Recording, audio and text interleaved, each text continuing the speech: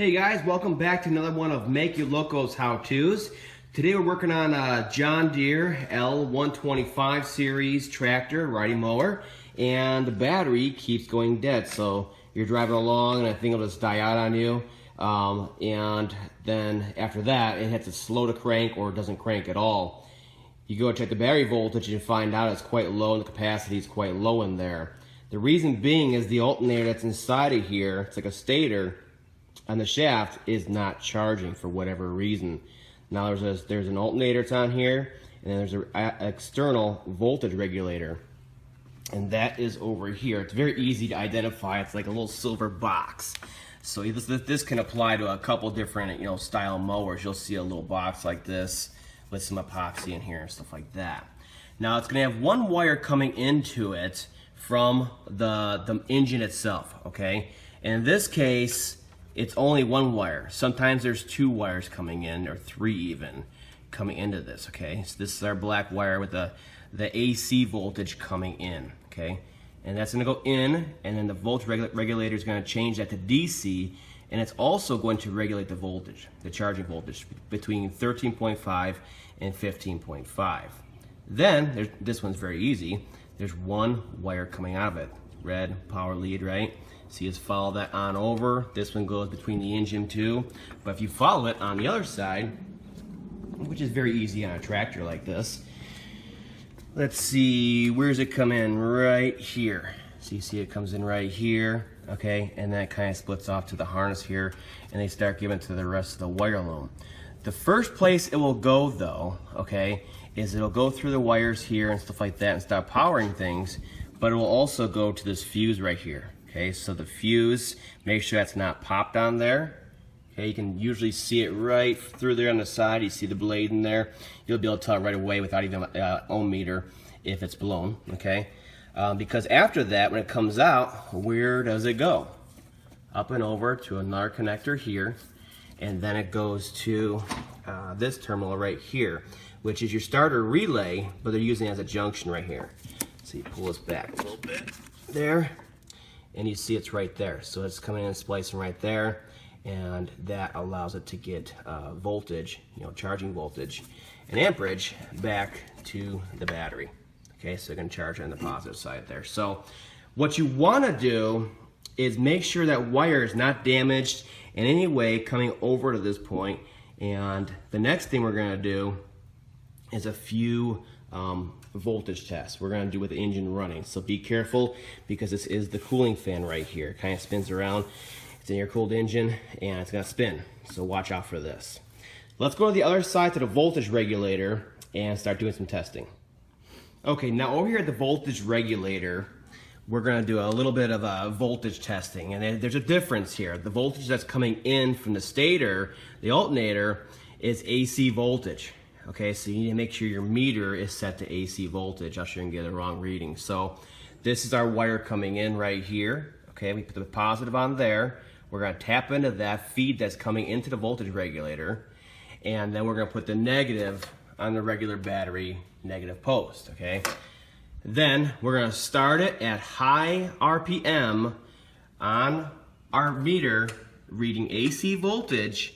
We should get between 28, and if it's at high idle, it should be closer to, top end of the 30 volts. This one's actually shooting out 40, okay?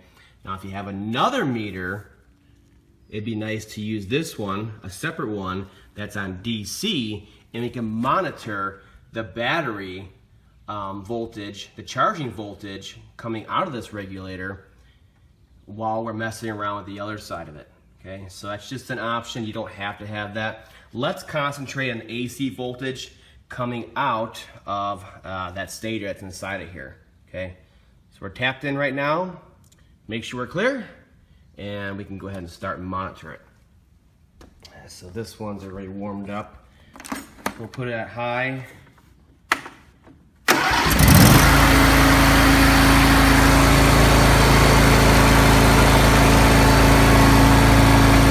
getting nothing out of here at all.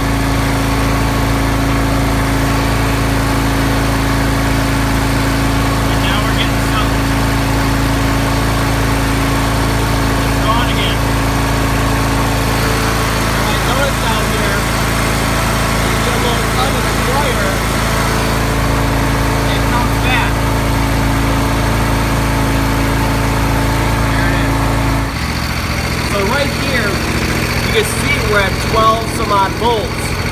We're not increasing, we're actually decreasing, okay? We're not charging the battery. Over here is the AC voltage. You can see we're getting nothing. But in this case, this wire on here is actually damaged. I gotta pull it apart yet. Watch this, I'll pull on this wire a little bit and around, and you'll see it come back. Right there. All of a sudden it's working. Let go, gone. We'll do the same thing with that high RPM here.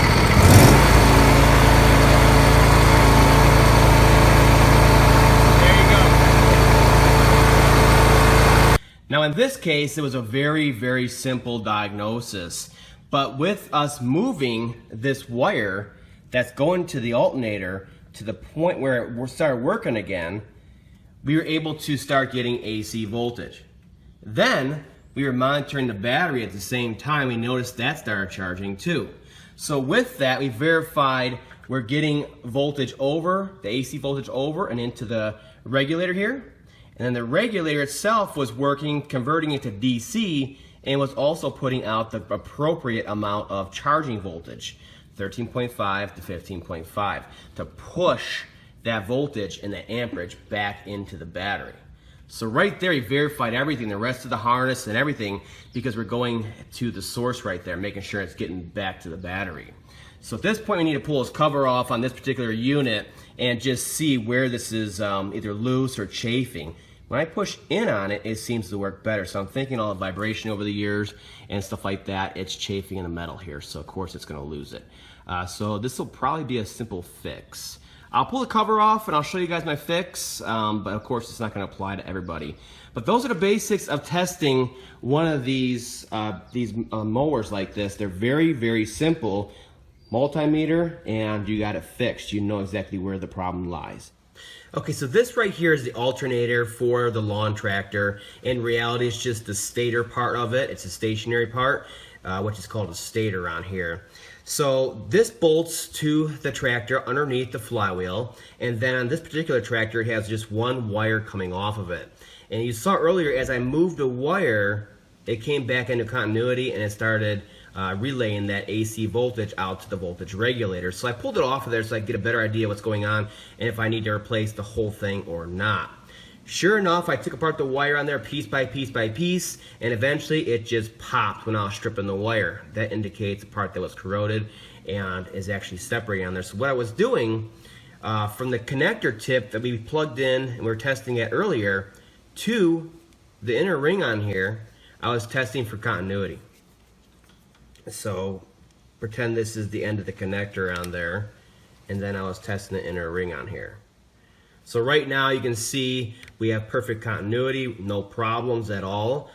Before, what I did with that length of wire that was coming off and was changing on us is I would move it a little bit and you'd see it jump from continuity to open, okay? So it was kind of hard to differentiate, so I cut it right here. So you have a little section right here on the actual stator.